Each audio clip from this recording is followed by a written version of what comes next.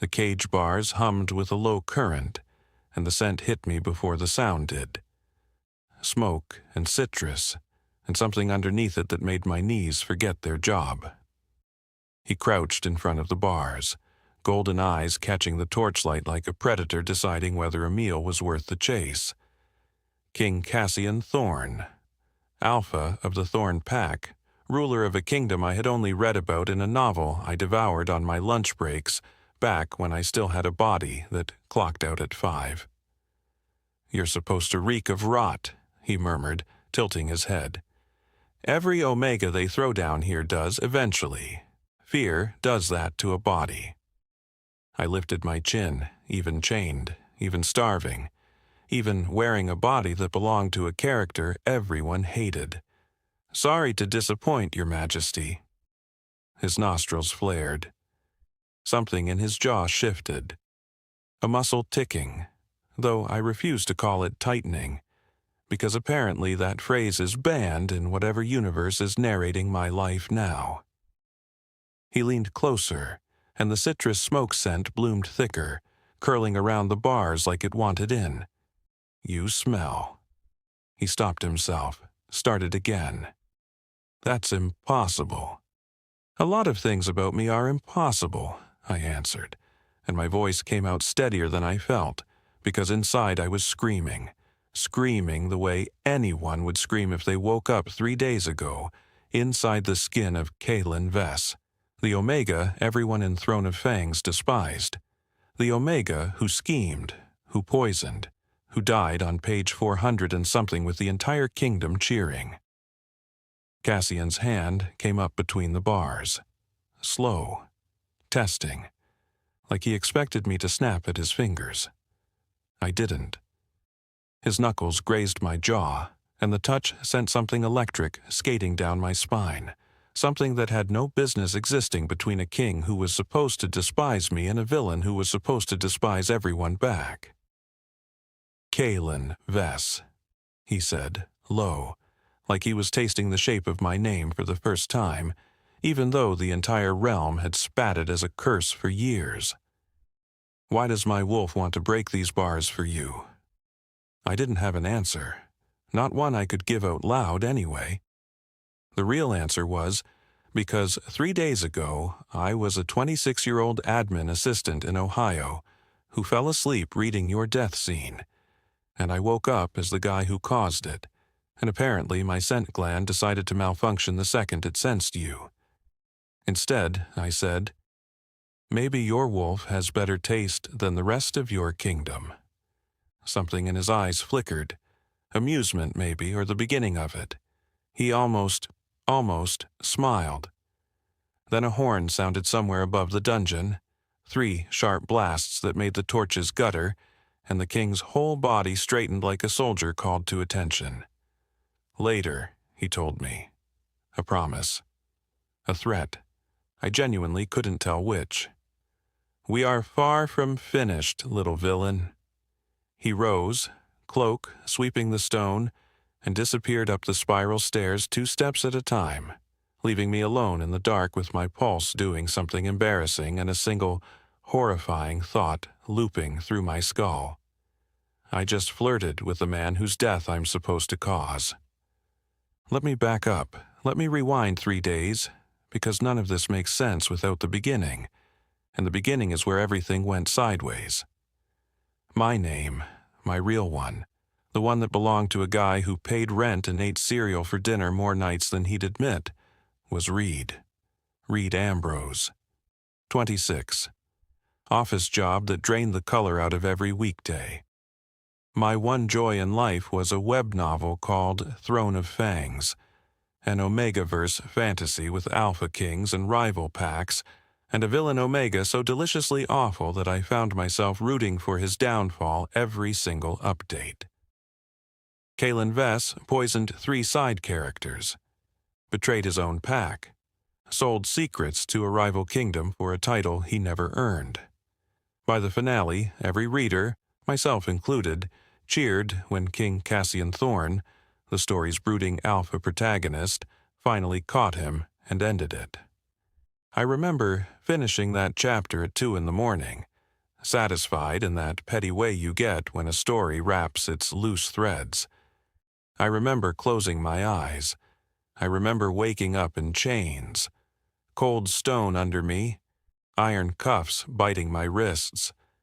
And when I looked down at my own hands, except they weren't mine, they were pale and slender with rings I'd never owned, I understood with the kind of clarity that only comes from absolute terror. I was Kaelan Vess. I was inside the villain's body on the exact night described in Chapter 1 of the epilogue arc, the night the guards dragged him to the dungeon to await execution. I screamed, obviously. Anyone would.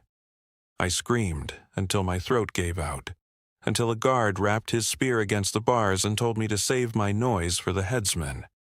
And then I did what anyone with half a functioning brain would do. I panicked, cried, panicked some more, and finally, started thinking like the person I used to be, an admin assistant, a guy who spent his career solving other people's disasters before his boss even noticed there was one. Okay, I told myself, somewhere around hour 6 of sitting in that cell. You know this story. You know what happens next. Use it. Chapter 1 of the epilogue arc. Kaelan Vess gets dragged before King Cassian for judgment. Chapter 2. The king sentences him to death without a trial, because the evidence against him is damning, and the king trusts his advisors completely. Chapter 3. Execution. The end. I had maybe one day, before a man 3 heads taller than me and infinitely angrier decided my fate without so much as a conversation. So when the dungeon door groaned open on the second day and 2 guards hauled me up by the arms, I didn't fight. I didn't scream, I planned. They marched me through corridors carved from gray stone, past torches that hissed and spat, past other prisoners who didn't dare meet my eyes, because Kaelan Vess had a reputation, apparently, one that made even hardened criminals want distance. We reached a set of doors so tall I had to crane my neck to see the top, and then they opened and there he was. King Cassian Thorne sat on a throne that looked like it had been grown rather than built, all twisted black wood and silver inlay. He wore no crown, just a circlet, simple, understated, though nothing about the way he occupied that seat suggested humility. His eyes were gold. Actual gold, not the honey brown the novel described. Up close, in person, in life, the description on the page hadn't done him justice, not even close. Kaelan Vess, he announced, and the whole throne room quieted, like his voice alone commanded silence. You stand accused of treason, poisoning, and conspiracy against the crown. Do you deny these charges? Here was my moment, my one shot. I could deny everything, but the novel had shown me exactly how that scene played out, and denial only made him angrier. I could confess and beg, but Kaelan Vess never begged, not once, and something told me shattering character now would only draw suspicion. So I did the one thing the book never showed him doing. I told the truth, or the closest version of it I could manage. I don't remember doing any of it, I said, loud enough to carry. I woke up 2 days ago in this cell with no memory of the crimes I'm accused of. If you want to execute a man who can't even recall his own guilt, Your Majesty, that's your prerogative. But I'd think a king interested in justice might want to actually investigate first. The throne room erupted into murmurs. I heard someone in the back scoff. Probably one of the advisors from the book, the ones who hated Kaelan with a passion bordering on obsession. But Cassian didn't move. He studied me the way you'd study a locked box that had suddenly started talking.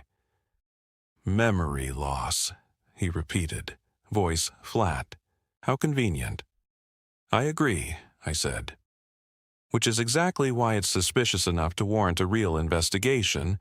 Instead of a quick execution nobody has to think twice about. A woman stepped forward from the row of advisors, sharp-featured, silver hair pulled back so tight it looked painful, eyes like chips of flint. Delphine Ashgrove, the king's chief advisor, a character I remembered clearly, because she'd been the one to first uncover Kaelan's crimes in the story.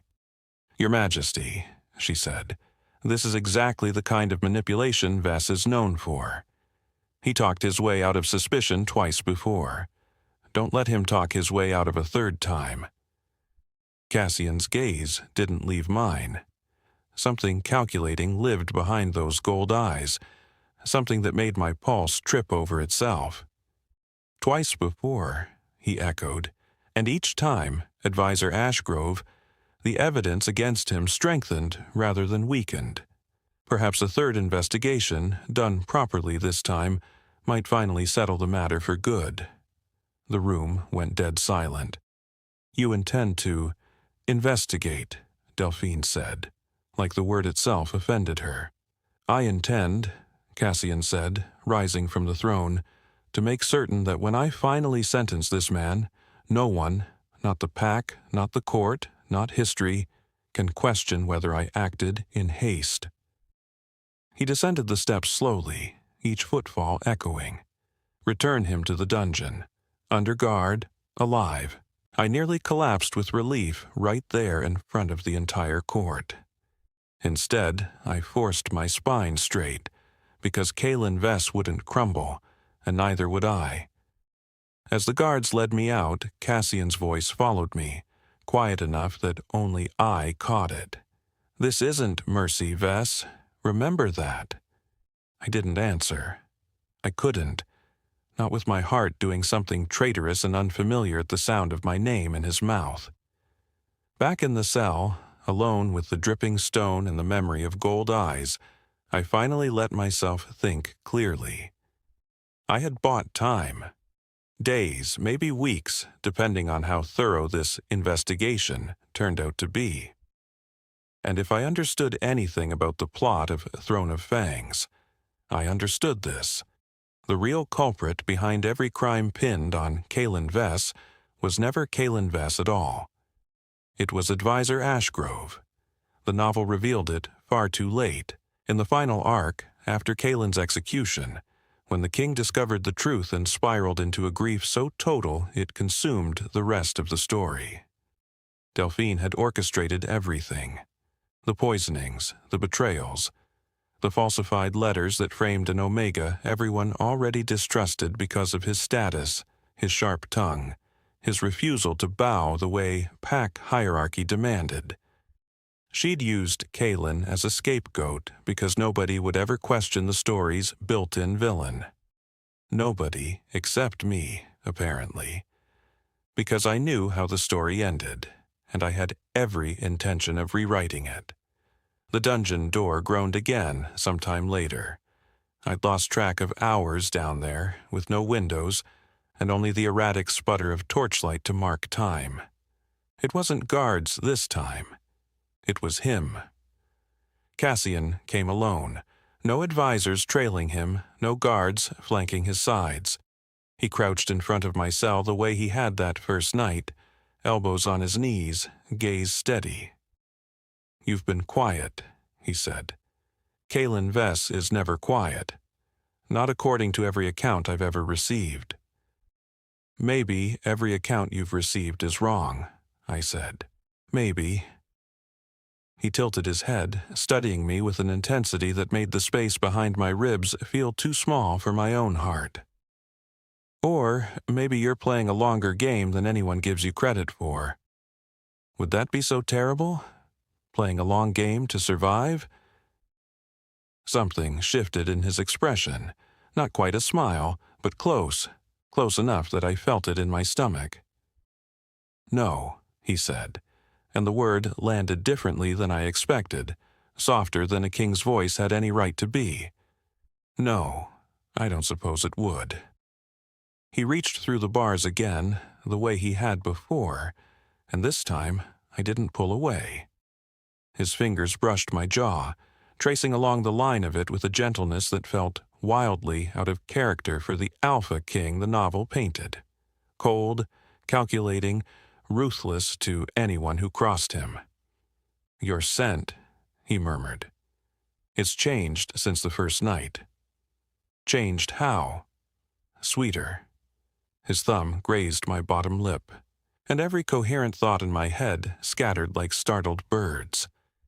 Which is impossible, because Omega scents don't shift without a bond forming, and we have no bond, you and I.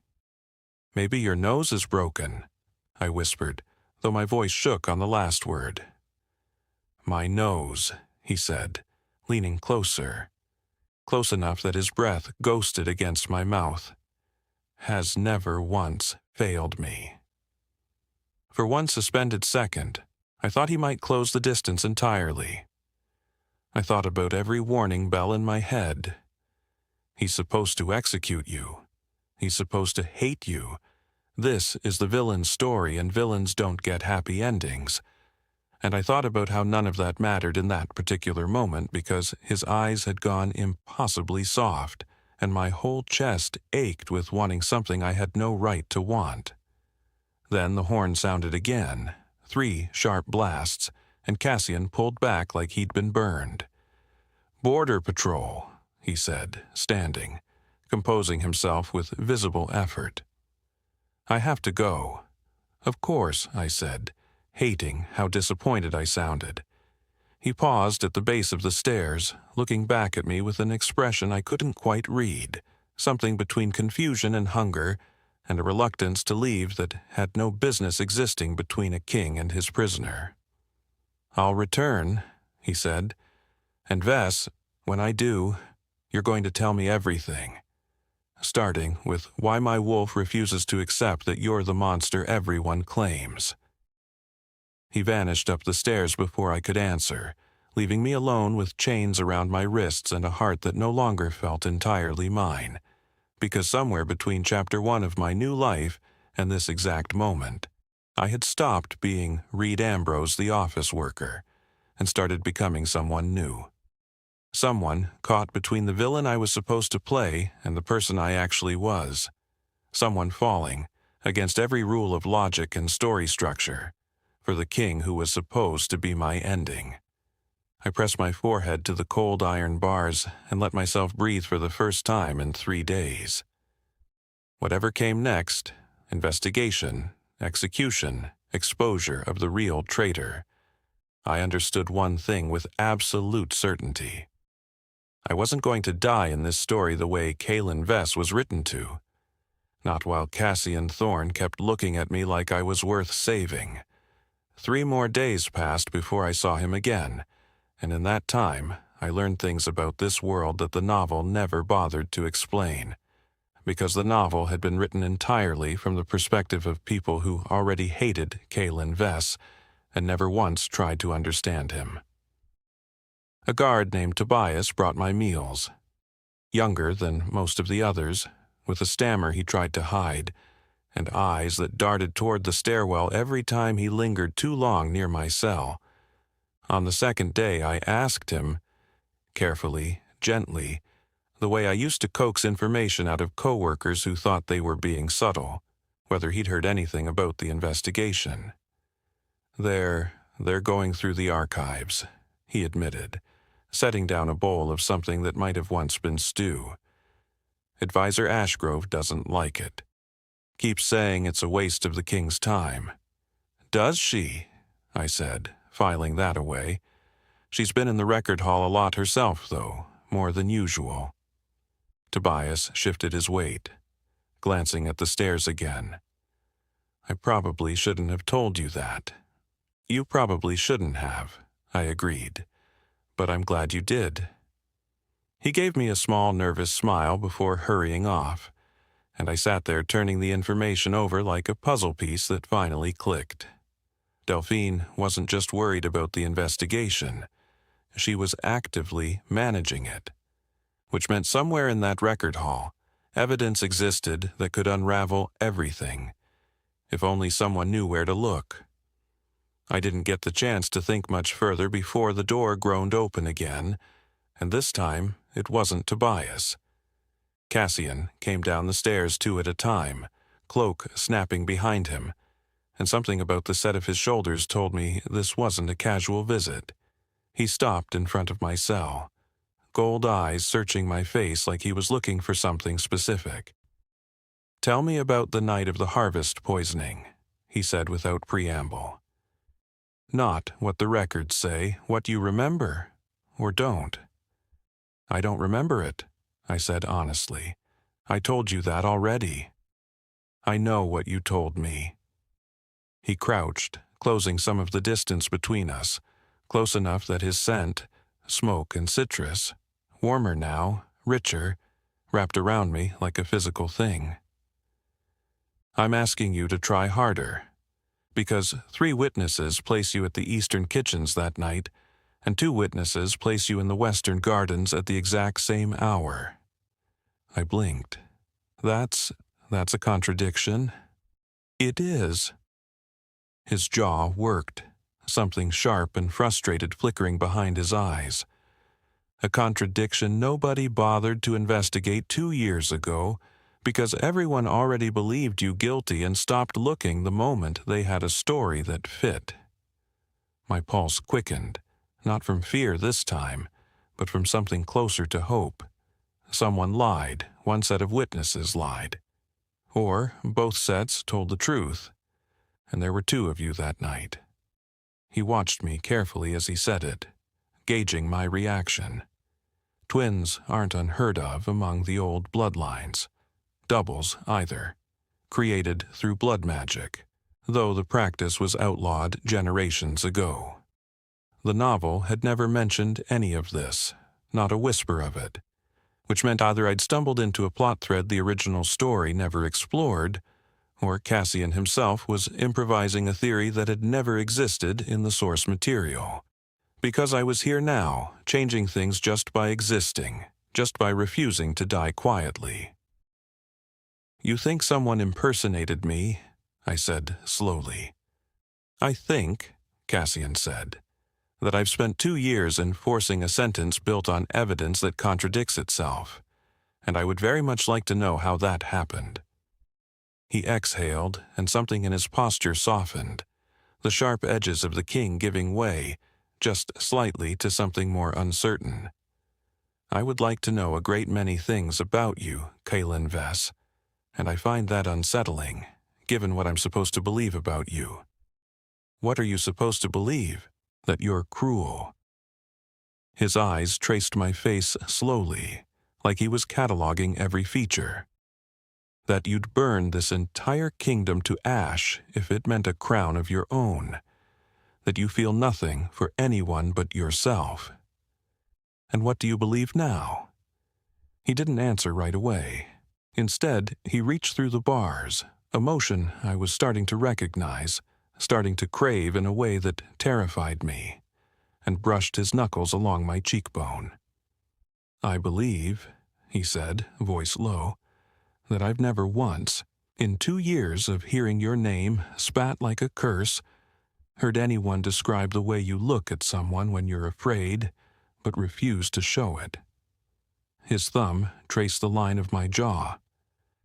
"I believe my wolf has better instincts than my advisors, and my wolf has decided you're not what everyone claims. Wolves can be wrong," I whispered, even as I leaned, almost involuntarily, into his touch. "Mine hasn't been, not once, not in 31 years. He was close now, close enough that I could count the flecks of amber threaded through the gold of his eyes. Which is why I find myself in the deeply inconvenient position of wanting to kiss my prisoner instead of executing him. My breath caught, not the cliché kind, not dramatic, just a small helpless hitch. That does sound inconvenient. Deeply. His forehead nearly touched the bars, close enough that I felt his exhale against my lips. "Say no, Kaelan. Give me a reason to walk away." I should have. Every rational part of me, the part that remembered I was playing a role in someone else's story, the part that knew nothing about this could possibly end well for a man who wasn't even supposed to exist in this body, screamed at me to pull back. Instead, I closed the last inch of distance myself. The kiss was soft, hesitant, nothing like the desperate, world-ending kisses from every book I'd ever read. Just the press of his mouth against mine. Careful, like he was afraid I might vanish if he moved too fast. My hands, chained as they were, found the front of his tunic, fisting the fabric, holding on because some part of me, the part that had spent 3 days terrified and alone in the dark, needed something solid to anchor to. When he pulled back, his eyes had gone half-lidded, dazed in a way that looked entirely foreign on a face built for command. That, he said, voice rough, was a terrible decision. Probably, I agreed, still breathless. I intend to make it again. He didn't get the chance. Footsteps echoed from the stairwell, quick, urgent, and Cassian straightened just as Tobias came skidding around the corner, face pale. "Your Majesty," the young guard gasped. "Advisor Ashgrove, she's requesting an emergency council. She says new evidence has surfaced. She says it proves Vess's guilt beyond question." Something cold dropped through my stomach. Cassian's expression shuddered. The softness from moments ago replaced by the hard, unreadable mask of a king. "New evidence," he repeated. "How convenient, given our conversation this morning." "She's waiting in the council chamber, sire. She insisted it couldn't wait." Cassian looked back at me, and for just a moment, one fragile, fleeting moment, I saw something like an apology in his eyes. "Stay alive until I return," he said. "That's an order." "Yes, Your Majesty," I said, and tried to sound braver than I felt. He left, and I sat there in the dark, lips still warm from a kiss I had no business wanting, heart hammering. No, not hammering. That word's banned too, isn't it? Heart doing something frantic and unfamiliar in my chest, and I understood with sudden, sickening clarity that Delphine Ashgrove had just declared war. I didn't see Cassian again that night, or the next day. Tobias brought my meals with an expression of barely restrained anxiety, offering no information, no matter how gently I probed.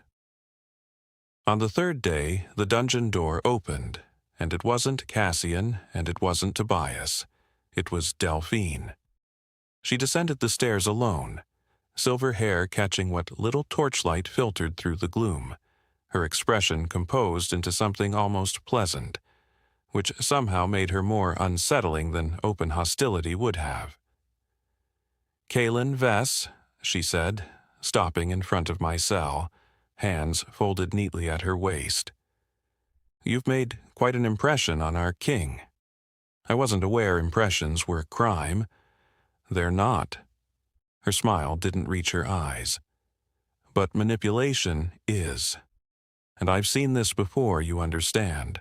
The wide eyes, the careful vulnerability. You did the same thing to Lord Ashwick before you poisoned his wine. I don't remember poisoning anyone's wine." "Convenient amnesia," she said, echoing Cassian's earlier words, though from her mouth they sounded like an accusation rather than a genuine question. "I presented new evidence to the council this evening. Correspondence, in your own hand, detailing your plans to seize the throne through the king's affections. The council found it damning." My stomach dropped. "That's impossible. I never wrote anything like that." The handwriting matches archived samples perfectly.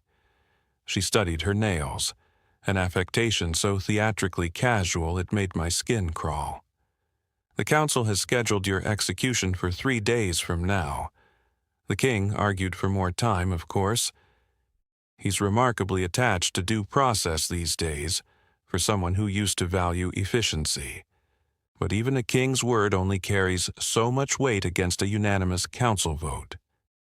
"You forged it," I said, quiet, certain.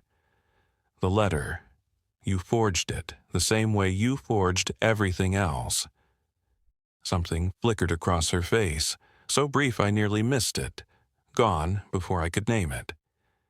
Satisfaction, maybe, or the particular pleasure of being underestimated. "Careful, Vess," she said, straightening. "Accusations without evidence are exactly the kind of talk that got you here in the first place." She turned toward the stairs, pausing at the base to glance back at me. "Enjoy your remaining days. I hear the eastern gardens are lovely this time of year. A shame you'll never see them again." She left, and I sat there in the dark, chains cold against my wrists. 3 days suddenly feeling like no time at all.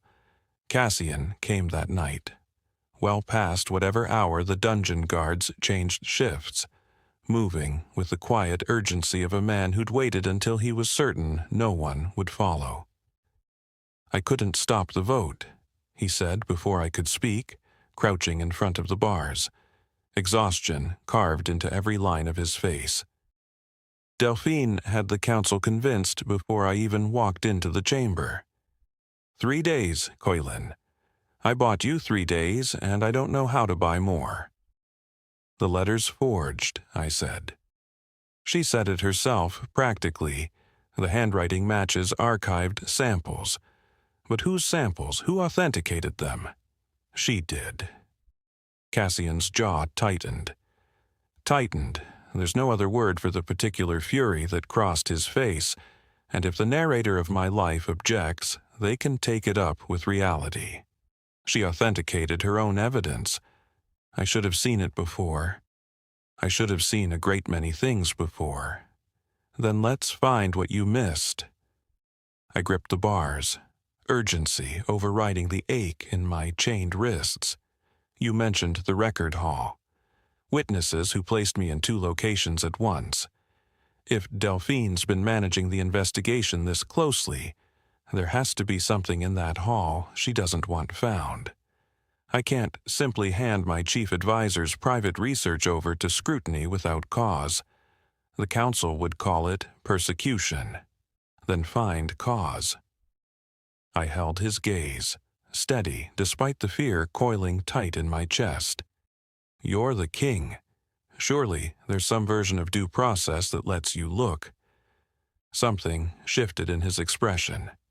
Calculation, resolve, the particular light of a man who just found a plan worth pursuing. "There is," he said slowly, "a king's right of private inquiry, rarely used, nearly forgotten. But it exists, and no council vote can override it. Then use it. It requires 2 witnesses of noble blood present for the entirety of the search to prevent claims of tampering." He raked a hand through his hair, the gesture so unexpectedly human that my chest ached with something that had nothing to do with fear.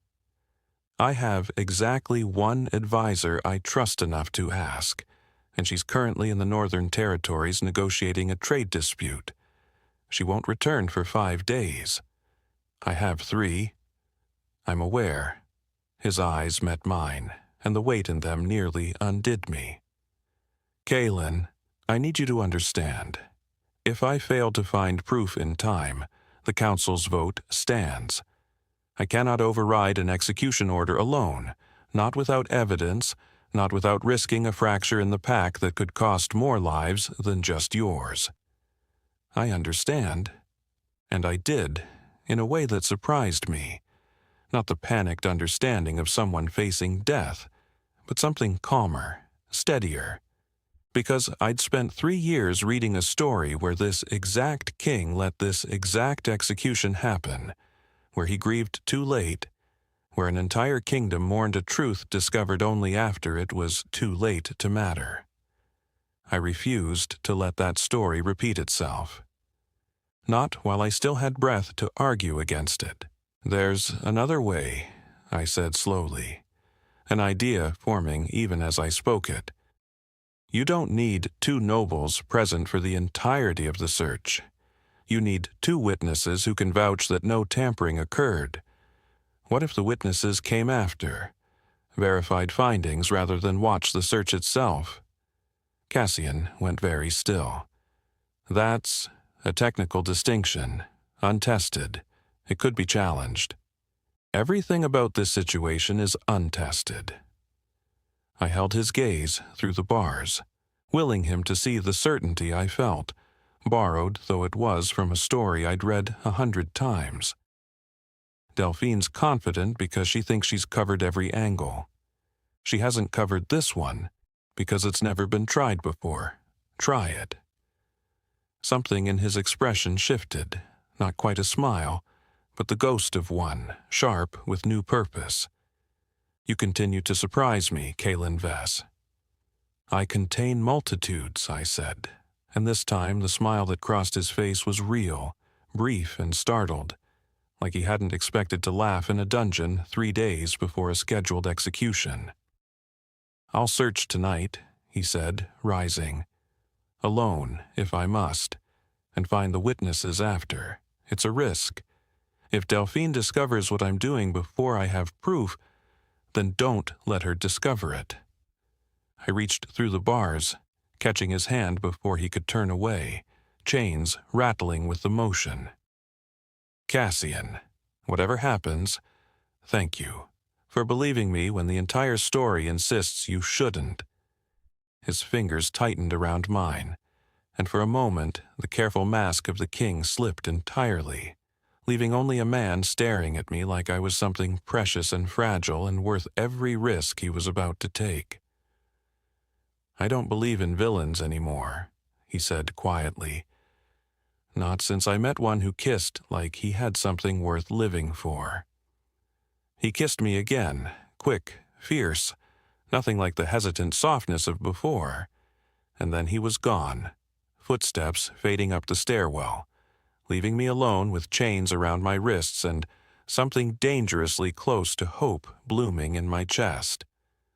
The next 2 days crawled by in a haze of waiting. Tobias brought meals with visibly trembling hands, clearly aware that something significant was unfolding above his pay grade, though he offered no details even when I asked. On the second night, I woke to the sound of raised voices echoing faintly down the stairwell, too distant to make out words, but sharp enough in tone that I pressed myself against the bars, straining to hear. It was nearly dawn when Cassian finally appeared, and the moment I saw his face, I knew something had gone catastrophically wrong. She knows, he said without preamble, voice tight with barely restrained fury. Somehow, I don't know how, Delphine knows I searched the record hall. She's moved the execution up. Tomorrow, at dawn, Kaelan, not 3 days from now. Tomorrow. The floor seemed to tilt beneath me. Tomorrow, I repeated, the word hollow in my mouth. I found something, he continued, urgent now, pulling a folded parchment from inside his cloak, hands unsteady in a way I'd never seen from him. A ledger. Payments made to a blood mage 2 years ago, around the time of the harvest poisoning. The signatures smudged, deliberately I think, but the seal... He stopped, jaw working. The seal is Ashgrove's family crest. Then we have proof. We have a ledger with a smudged signature and no witnesses to verify its discovery. Because I searched alone, exactly as you suggested. And now there's no time to find the nobles I'd need to legitimize it. His voice cracked, just slightly on the last word. I may have handed her the very technicality she needs to discredit everything. I stared at him through the bars, watching the composed, powerful king I'd first seen on that towering throne unravel into someone terrified, not for himself, but for me. Cassian, I said quietly, look at me. He did, gold eyes bright with something raw and unguarded. We're not out of time yet, I said, though my pulse hammered, and I don't care what word list says otherwise, against my ribs with a fear I refused to let show. Dawn is still hours away. Find another way. You always find another way. And if I can't? I didn't have an answer for that. Not one I could say out loud anyway. Outside, somewhere above the dungeon's stone ceiling, the first gray light of the coming dawn had already begun to creep across the horizon, and with it, the hour of my execution, ticking steadily closer with every passing breath. Dawn felt like a countdown I could hear in my own pulse. Cassian paced the narrow space in front of my cell, the ledger clutched in one fist, his mind visibly racing through options and discarding them one by one. "There's a woman in the eastern wing," he said finally, stopping mid-stride. "Lady Wren Halloway, minor nobility, but nobility all the same, and she owes me a debt from years ago. I intervened when her father tried to force her into a bond she didn't want. She's awake at this hour, I'd wager. She keeps strange habits." "Then go," I said. "Every minute you spend deciding is a minute you're not convincing her." He hesitated at the base of the stairs, looking back at me with an expression that made my chest ache. "If this fails, Kaelan, it won't. You don't know that." "No," I admitted. "But you need to believe it right now, because if you walk into that conversation already defeated, she'll smell it on you, and then it really will fail." Something in his face steadied. He nodded once, sharp and decisive, and disappeared up the stairwell at a run. I sat alone in the dark, chains cold against raw wrists, and let myself do something I hadn't allowed since waking up in this body 3 days into a stranger's execution sentence. I let myself be afraid, really afraid. Not the controlled, strategic fear I'd been using to think my way through each crisis, but the deep, animal terror of a person who understood, with total clarity, that dawn was coming whether I was ready or not. Footsteps on the stairs pulled me out of it, too soft to be Cassian's purposeful stride, too quick to be Tobias's nervous shuffle. Delphine. She stood in front of my cell wrapped in a dark cloak, silver hair loose for once, catching torchlight like a blade. Something about her posture had changed since our last conversation. Less composed, more coiled, like a woman who understood the ground beneath her had started to shift. "You're a resourceful little thing," she said, voice quiet in a way that felt more dangerous than her earlier theatrical calm. "I'll grant you that. Convincing the king to search the record hall, clever, foolish but clever. You knew," I said. "Before he even told me it failed, you already knew. I have eyes everywhere in this castle, Vess. I've had 2 years to make certain of it." She stepped closer, gripping the bars with pale fingers. "That ledger he found, it won't save you. A smudged signature, discovered without proper witnesses, presented by a king so obviously infatuated with his prisoner that the entire council will see exactly what it is. Desperation." "Then why come down here?" I asked, meeting her eyes despite the fear coiling in my stomach. "If you're so confident, why waste your time on a condemned man?" Something flickered behind her flint-colored eyes. Irritation, maybe, at being questioned by someone she considered beneath her. "Because I want you to understand something before dawn," she said. "This was never about you specifically. You were simply convenient. An Omega no one liked, easy to blame, easy to discard. The real target was always Cassian." My breath caught. "What do you mean?"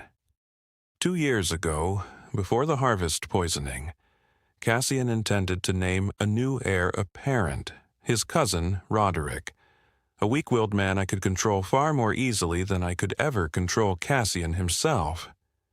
Her voice had gone cold, precise, the mask of pleasant composure finally cracking to reveal the calculation underneath.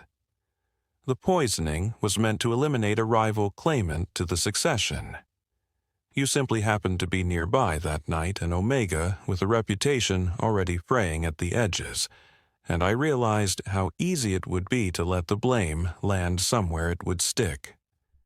"You've been manipulating the succession for 2 years," I said slowly. pieces clicking together with sickening clarity. And Cassian never suspected his own advisor. Why would he? I raised him practically after his mother passed. I have been the most trusted voice in this castle for longer than you've been alive. Something almost wistful crossed her face, gone as quickly as it appeared. And I would have succeeded entirely if you'd simply had the decency to die quietly 2 years ago instead of clinging to a scapegoat's life with such inconvenient persistence. I didn't do anything 2 years ago, I said. That wasn't me. I know. The admission startled me more than anything else she'd said. The real Kaelan Vess died in that dungeon 18 months ago. Quietly, of a fever the guards never bothered to report, because who mourns a condemned traitor? I needed a body to eventually execute, to close the narrative properly. So I kept the sentence delayed, kept excuses flowing to the council. Imagine my surprise when 3 days ago, that same body woke up talking like an entirely different person. The floor seemed to drop out from under me. "You knew," I whispered. "You've known this whole time that something was wrong with me, and you let the investigation proceed anyway." Of course I did. Whatever strange magic brought a new soul into that body, it hardly matters to my plans. Execute the body, close the story, protect the succession I've spent 2 years arranging. She straightened, pulling her cloak tighter. Cassian will grieve, as he should have grieved 18 months ago when I first told him you were guilty. And then, in time, he'll be persuaded toward Roderick as his heir, and everything will proceed as it always should have. He'll find out, I said, though my voice shook with something closer to fury now than fear. The ledger, the witnesses. He'll piece it together eventually, and when he does, I'll have already secured what I need. She turned toward the stairs, pausing to look back at me with something almost like pity. You should have stayed dead, whoever you truly are. It would have been kinder in the end than watching him fall in love with a man who was never going to survive this story. She left, and I sat there in the dark, mind racing through everything she'd revealed, trying to fit the pieces into some kind of plan before dawn arrived and made every plan irrelevant. Cassian returned as gray light began filtering weakly through the dungeon's high, narrow windows, the first true evidence that dawn was no longer hours away, but minutes. "Lady Halloway has agreed to vouch for the ledger's authenticity," he said, breathless, urgency radiating off him like heat. "It's not perfect. The council may still challenge the timeline, but it's something, Kaelan. It's—" He stopped, seeing my face. What happened? I told him everything, the succession plot. Roderick. The fever that had killed the original Kaelan Vess 18 months ago, leaving a body that Delphine kept alive on borrowed time for the sole purpose of eventually executing it to close a story she'd authored from the shadows. By the time I finished, Cassian's expression had gone through several stages of fury, landing finally on something cold and absolutely lethal. "She confessed this to you," he said, voice deadly quiet. "Directly. In her own words." "Yes. Then we don't need the ledger." He straightened, something resolute settling into his shoulders. "We need you standing in front of the council repeating exactly what she said. She'll deny it. It'll be my word against hers, and everyone already believes I'm a liar." "Not everyone." His gold eyes met mine, steady despite everything crumbling around us. "I believe you, and I intend to make certain the council hears every word before they let dawn take you." He produced a key from inside his cloak, one I hadn't seen before, ornate, clearly reserved for exactly this purpose, and unlocked my cell with hands that trembled only slightly. The moment the door swung open, I stepped out on legs unsteady from days of confinement, and Cassian caught me before I could stumble, arms wrapping around me with a fierceness that stole what little breath I had left. "I have you," he murmured against my hair. "Whatever happens in that council chamber, I have you. Cassian." "Let me say this now," he interrupted, pulling back just enough to meet my eyes, "in case I don't get another chance before Dawn decides otherwise. I don't know what strange magic brought you into that body, or what you were before, or why my wolf recognized something in you that no one else could see. I only know that in 3 days, you've become more essential to me than 2 years of careful, controlled kingship ever managed to be.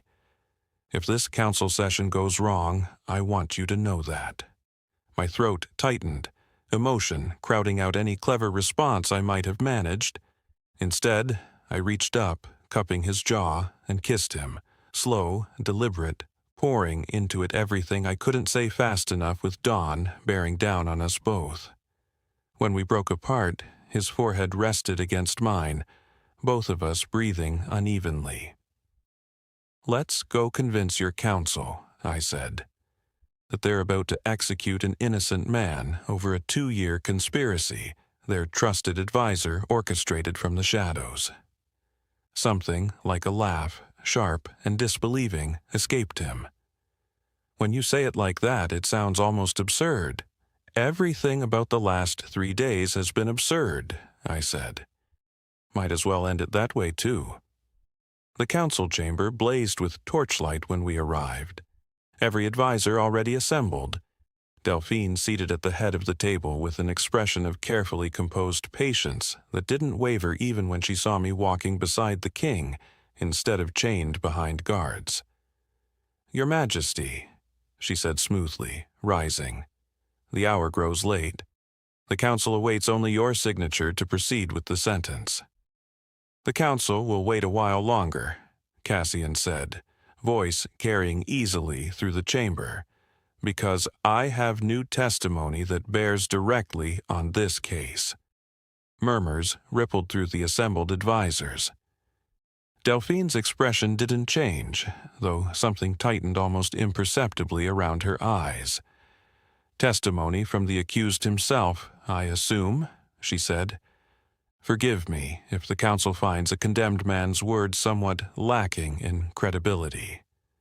"Not merely his word," Cassian said. "A confession, delivered to him directly by someone in this very chamber." The murmurs sharpened into something closer to alarm. I felt every eye in the room shift toward me, and I forced myself to stand steady, to remember every detail Delphine had confessed in the dungeon's dim torchlight, and to speak them now with a clarity that left no room for doubt. I told them everything. The succession plot against Roderick's rival claimants, the harvest poisoning, orchestrated to eliminate threats to Delphine's chosen heir. The confession that the original Kaelan Vess had died of untreated fever 18 months ago, his execution delayed repeatedly by an advisor manufacturing excuses to the council while quietly preserving a scapegoat's corpse for exactly this moment. By the time I finished, the chamber had gone utterly silent, every advisor staring between me and Delphine with expressions ranging from horror to disbelief. "Lies," Delphine said finally, though her voice had lost some of its earlier smooth composure. "Elaborate, desperate lies from a man facing execution within the hour. Of course, he'd say anything to delay his fate." "Perhaps," Cassian said, "which is why I don't ask the council to take his word alone." He produced the ledger, setting it on the table with deliberate care. Payments to a blood mage dated 18 months ago, sealed with the Ashgrove family crest. Witnessed and authenticated by Lady Wren Halloway, who stands ready to testify to its legitimacy. A woman I recognized from the description Cassian had given, sharp-eyed, composed despite the early hour, stepped forward from where she'd been waiting near the chamber doors, confirming everything with a steady, unwavering account of the ledger's discovery and authentication. Delphine's composure finally cracked, something cold and furious replacing the smooth mask she'd worn since I first met her. "This is absurd. A smudged signature and the ravings of a condemned man do not constitute proof." "Perhaps not alone," Cassian said, "but combined with testimony from the Blood Mage himself, located and questioned within the last hour by guards I dispatched the moment I received your confession, Kaelan." His eyes flicked toward the chamber doors, where 2 guards now entered, escorting a hooded, frightened-looking man between them. I believe the council will find the picture considerably clearer. The Blood Mage's testimony, delivered in a shaking, terrified voice, confirmed every detail. Payment received from Advisor Ashgrove 18 months ago. Instructions to create a temporary illness in a specific prisoner. Time to appear natural. Time to leave him weakened enough that his death could be blamed on the harsh conditions of dungeon confinement rather than deliberate poisoning. By the time he finished, several council members had risen from their seats, expressions shifting rapidly from disbelief to outrage. Delphine's mask shattered entirely. "You would take the word of a hired mage over 2 years of loyal service?" she demanded, voice rising for the first time since I'd met her. "Everything I did to protect this kingdom from a succession crisis that would have torn it apart. Roderick would have been a stable heir, predictable, controllable, Cassian repeated, voice gone dangerously quiet. "You mean malleable. A puppet king you could rule through, the same way you've apparently been managing this council's investigations, this kingdom's justice, for longer than any of us realized. I did what was necessary." "You murdered an innocent man to preserve a scapegoat," Cassian said, each word precise and devastating. "You orchestrated a poisoning that nearly cost this kingdom its stability, and you very nearly succeeded in executing a second innocent life to cover your first crime. There is no version of necessary that justifies what you've done, Delphine." The chamber fell into chaos after that, guards moving to restrain Delphine as she tried, briefly and futilely, to flee toward the chamber's side entrance, council members shouting questions over one another. Lady Halloway calmly recounting additional details to a scribe, frantically trying to capture the unfolding scene for the official record. Through all of it, Cassian's hand found mine, steady and warm despite the pandemonium surrounding us, and I understood with a dizzying rush of relief that somehow, against every expectation the original story had set for this moment, we had actually won. It took hours to fully process everything: Delphine's arrest, the council's shell-shocked deliberations, the formal dissolution of the execution order that had hung over my head for the better part of a week. By the time the chamber finally cleared, dawn had long since broken fully over the castle, golden light spilling through high windows in a way that felt almost mockingly cheerful, given everything that had unfolded beneath it. Cassian found me on a balcony overlooking the eastern gardens Delphine had once mentioned so cruelly, the ones I'd been told I'd never live to see. The morning air was cool, carrying the scent of blooming flowers and fresh grass, and for the first time in what felt like an eternity, I let myself simply breathe. "You're free," Cassian said, coming to stand beside me, close enough that his shoulder brushed mine. "Officially, formally, the council has already begun drafting the pardon." "Free," I repeated, testing the word like it might dissolve if I said it too firmly. "That's going to take some getting used to." "You have time to get used to it." He turned toward me, gold eyes warm in the morning light, none of the careful, calculated distance of our first meeting remaining. "As much time as you want, in fact. I find myself remarkably reluctant to let you go anywhere far from me after everything." "Careful," I said, though my heart did something warm and unsteady at his words. "That sounds dangerously close to a confession, Your Majesty." "Does it?" A slow smile crossed his face, the kind I hadn't seen from him even in our softest moments together. Unguarded, genuine, entirely unlike the composed king who'd first crouched in front of my cell days ago. Then let me make it plainly, so there's no confusion. I love you, Kaelan Vess, or whoever you truly are beneath that name. I loved you the moment my wolf refused to accept the story everyone told about you, and I've loved you more with every impossible, reckless, brilliant thing you've done since. The words landed somewhere deep in my chest, warm and overwhelming, and for a moment I couldn't manage any response beyond simply staring at him, memorizing the way morning light caught in his eyes. I love you too, I finally managed, voice thick with emotion I made no effort to hide, which is terrifying considering everything. Considering I'm not even entirely sure who I am anymore, or how I ended up here, or what happens next. Then let's find out together, he said, reaching up to brush a strand of hair from my face with a tenderness that made my breath catch.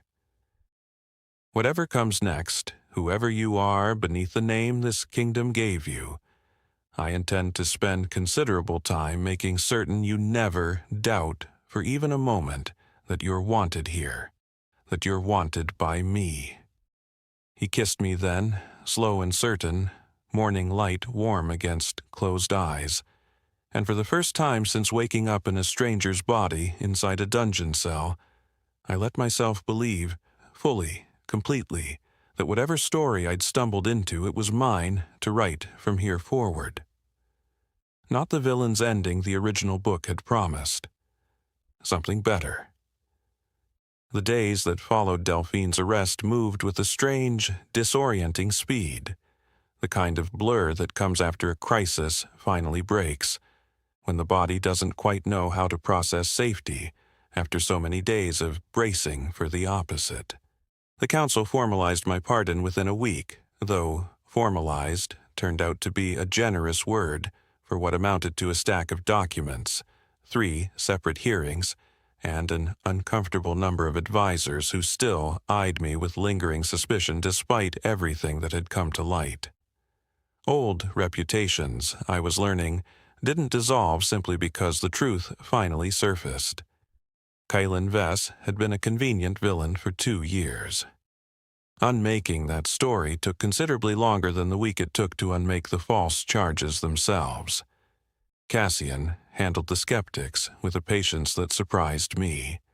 Patience I hadn't seen from him during our earliest encounters when every conversation carried an edge of calculation, a king weighing every word for its political cost. Now, in council sessions, in the quiet hallway conversations, in the moments I caught him watching me across crowded rooms, something had softened in him. Not weakness. Never that. Just a willingness to let people see the man beneath the crown, the one who'd crouched in a dungeon and let himself hope for something he'd been taught not to trust. "You're staring again," I told him one evening, nearly 2 weeks after the council chamber confrontation. As we walked together through the eastern gardens, Delphine had once mocked me for never living to see.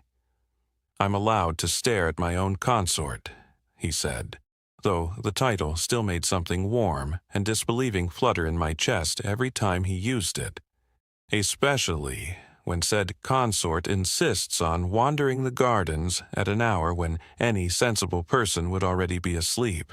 I couldn't sleep, I admitted. Too much on my mind. His expression shifted, concern replacing the teasing warmth from a moment before. "The nightmares again?" I hesitated. The nightmares, vivid, disorienting flashes of the dungeon, of chains, of Delphine's cold confession and flickering torchlight, had become a familiar visitor since my pardon, the mind's way, I supposed, of processing trauma the body had been too busy surviving to fully register at the time. "Some of it," I said. "But also, Cassian, there's something I haven't told you about how I ended up in this body in the first place." He stopped walking, turning to face me fully, gold eyes steady despite the sudden tension in my voice. "Tell me." So I did. Everything I'd kept hidden even through our closest moments. Reed Ambrose, the office job, the web novel I'd fallen asleep reading, the night before I woke up chained in a dungeon inside a body that wasn't mine.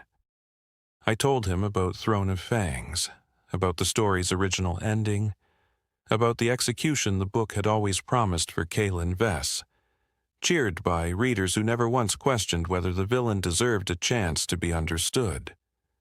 By the time I finished, Cassian had gone very still, processing something that clearly reshaped everything he thought he understood about the man standing in front of him.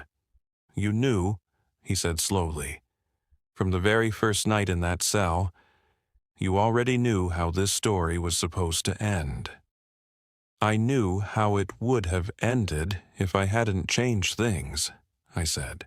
"I didn't know how to stop it, I just knew I had to try."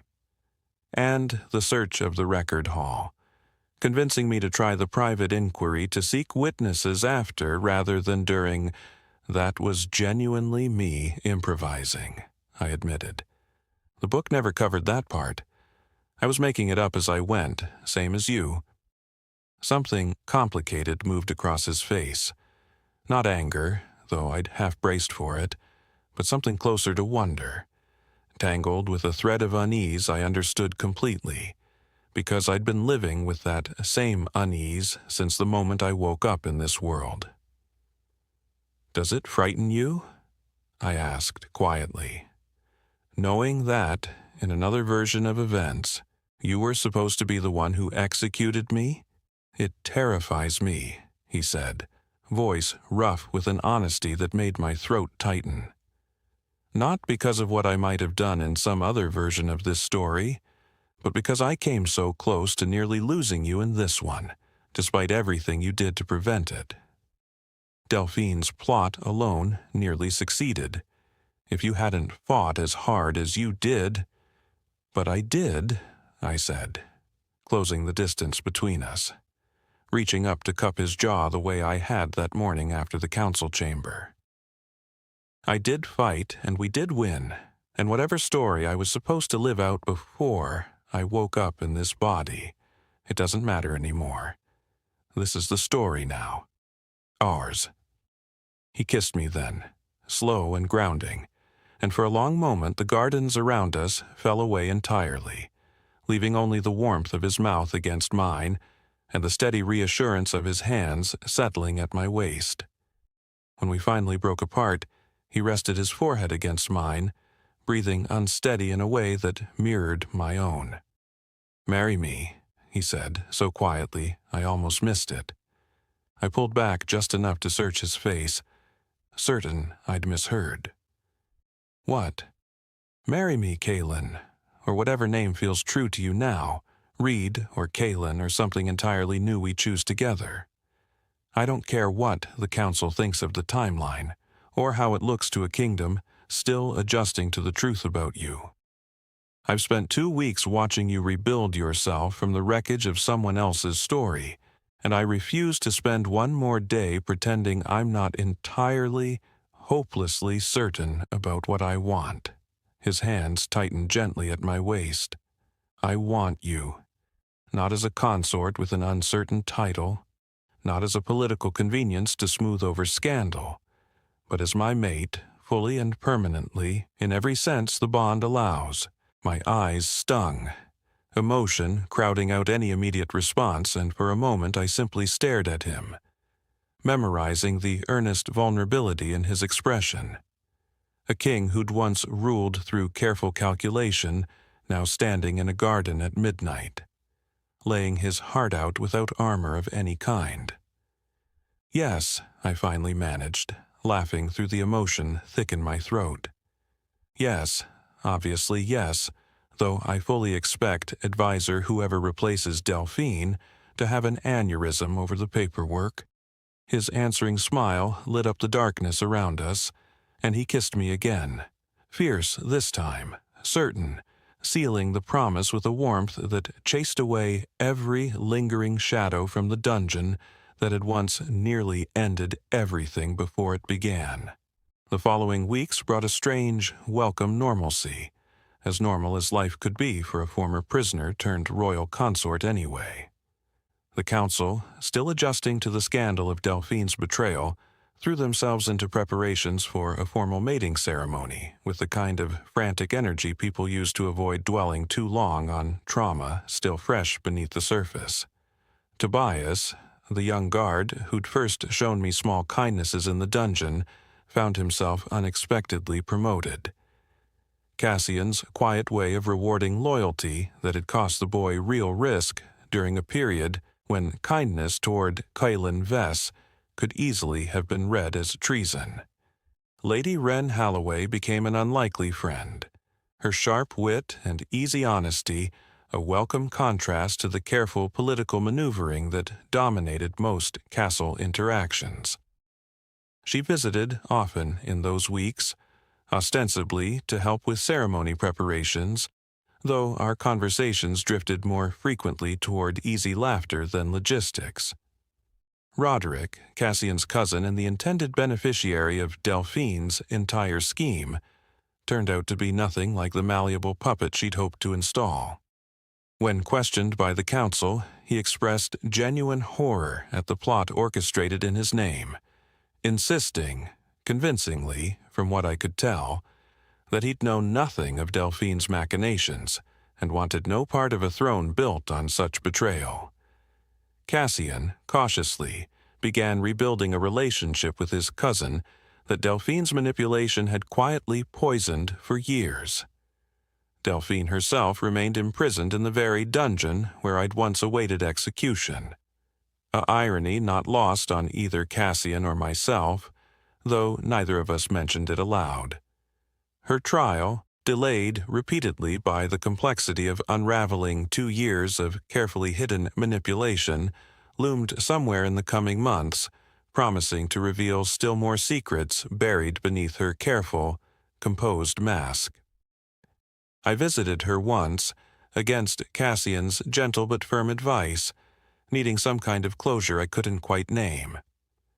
She looked smaller in the cell than she had standing tall in the council chamber.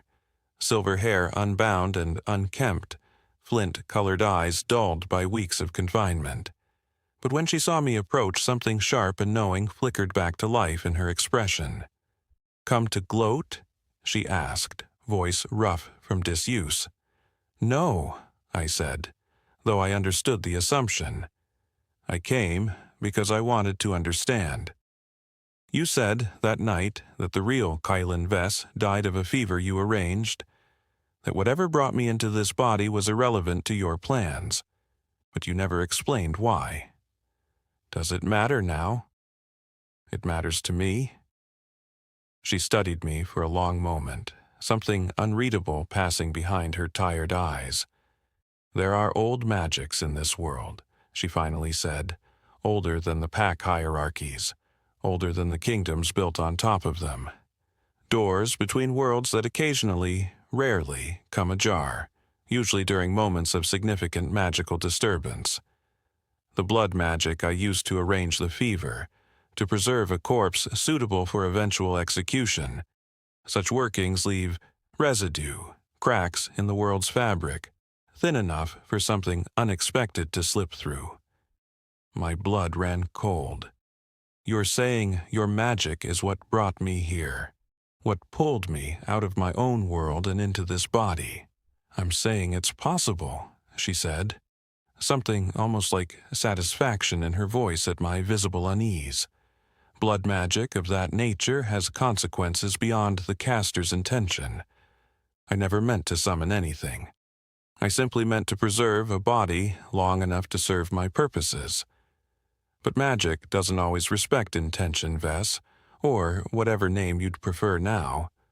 Sometimes it simply reaches and finds whatever's listening on the other side. Can it be reversed?" The question left me before I fully considered whether I wanted the answer. "If your magic pulled me here, can it send me back?" Something almost like pity crossed her face, the same expression she'd worn the night she confessed everything to me in the dungeon's flickering torchlight. "I don't know," she admitted. "I've never studied the workings closely enough to understand their full scope. Perhaps the blood mage I hired would know more, if the council permits you access to him during his own sentencing proceedings. Or perhaps the door that brought you here has already closed. The crack sealed the moment your soul settled fully into that body." She tilted her head, studying me with unsettling intensity. "Does it matter? You seem to have built quite a comfortable life for yourself here, all things considered. A king's devotion. A pardon washing away 2 years of false accusations. Why would you want to leave any of that behind?" I didn't have a ready answer for that. Not because the question lacked merit, but because some part of me hadn't fully considered it until she'd forced the thought into the open. I loved Cassian. Genuinely, fully, in a way that had crept up on me with startling speed, but felt entirely real regardless. But somewhere beneath that love lived the ghost of Reed Ambrose, an entire life left unfinished. A family who likely had no idea what had happened to their son. A body lying somewhere in an apartment in Ohio that the world probably assumed had simply vanished. "It matters," I finally said, "because I deserve to know the truth about my own existence, whatever that truth turns out to be." Delphine's expression shifted into something almost like respect, grudging and unexpected.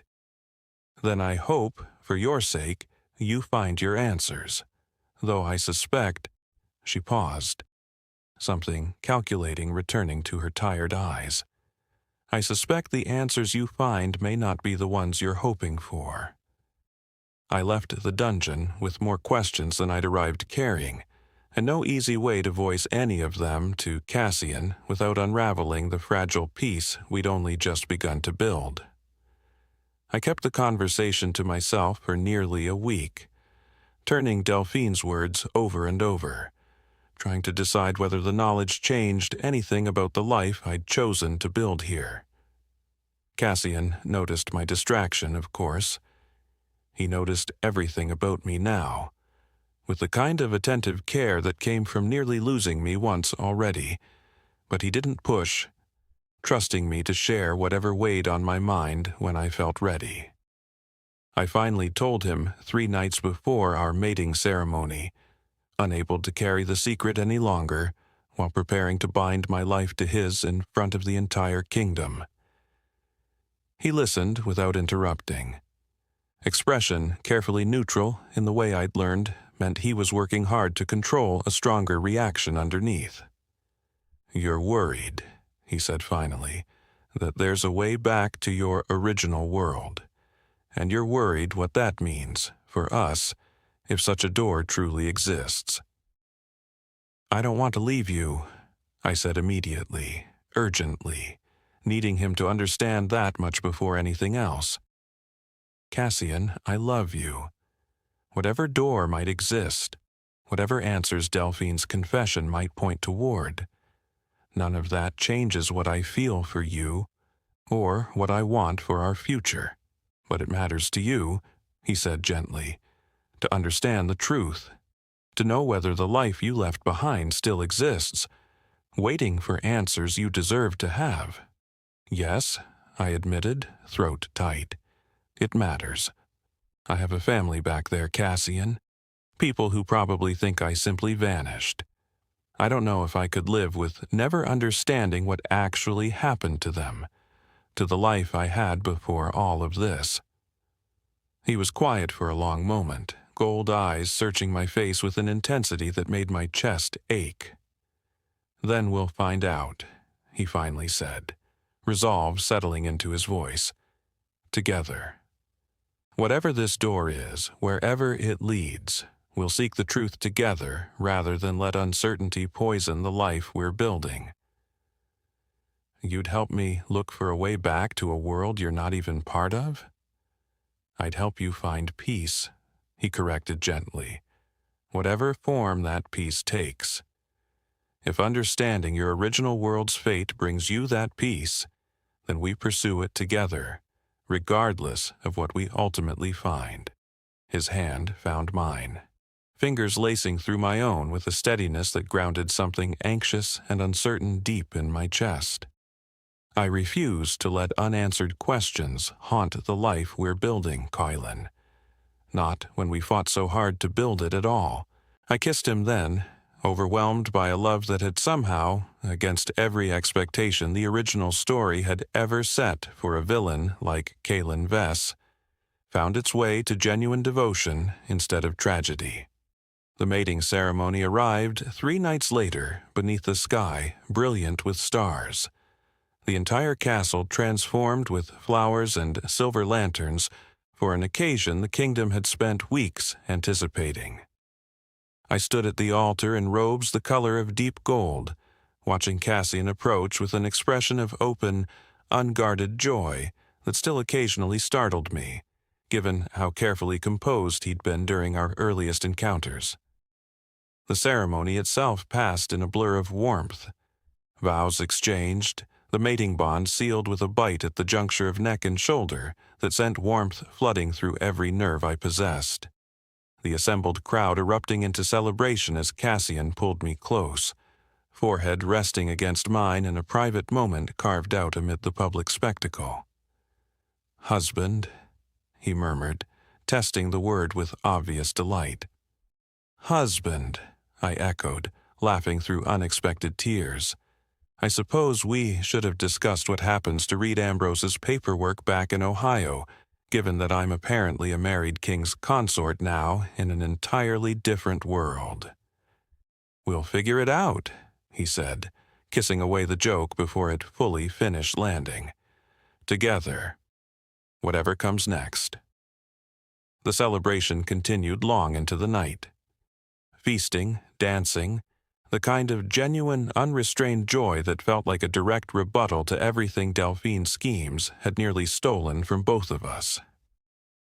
I found myself, sometime past midnight, standing alone on the same balcony where Cassian had first proposed, watching moonlight ripple across the gardens below, heart full in a way that still felt almost unfamiliar after so many years of a quieter, smaller life back in Ohio. Footsteps approached from behind, not Cassian's familiar stride, but something lighter, more hesitant. I turned to find a young page I didn't recognize, breathless and pale, clutching a sealed letter with hands that trembled visibly. "Forgive the intrusion, my lord," the boy stammered. "But this arrived for you, delivered by someone who insisted it reach you tonight. Someone who wouldn't give a name, and who vanished before the guards could question him further." Uneasy, I took the letter, breaking the unfamiliar seal with fingers that suddenly felt clumsy. The parchment inside held only a handful of words, written in handwriting I somehow recognized, despite never having seen it before in this world. Handwriting that matched, with uncanny precision, my own from a life left behind in Ohio. "Reed, if you're reading this, the door is still open. But you're not the only one who came through it. And whoever else followed you into this world isn't nearly as interested in happy endings as you seem to be. Find me before they find you first. No signature, no further explanation. Just those 2 sentences, delivered by a stranger who'd vanished before anyone could question him, on the very night I'd finally believed every conflict behind me had been resolved. Behind me, I heard Cassian's voice calling my name from somewhere inside the celebration, warm and searching. Entirely unaware that the peace we'd just sealed with vows and a mating bond had already, in this single unexpected moment, begun quietly unraveling all over again.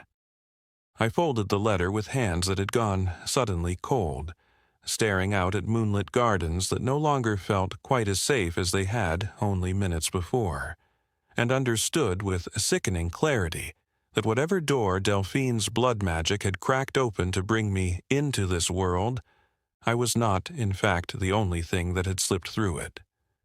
Someone else had followed, someone who knew my real name, someone already watching, waiting for the perfect moment to reveal exactly how much danger still remained, hidden just beyond the edges of the fragile happiness I'd only just begun to believe I deserved.